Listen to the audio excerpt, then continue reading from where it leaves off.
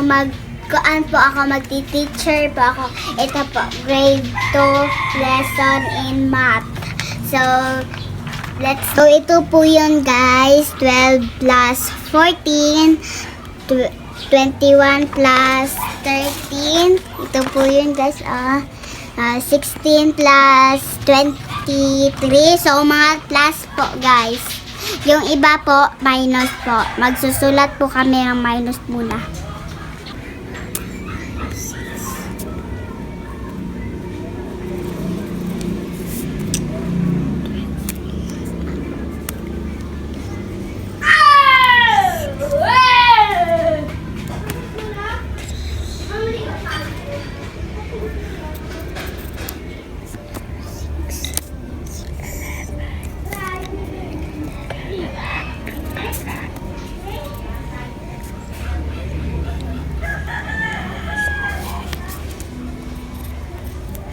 So, ito po yan guys.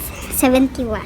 Tama po ba guys? So, i-comment nilang kung tama ba. So, number 1, number 2, number 3, number 4, number 5, number 6, number 7, number 8, number 9, number 10, number 11, number 12.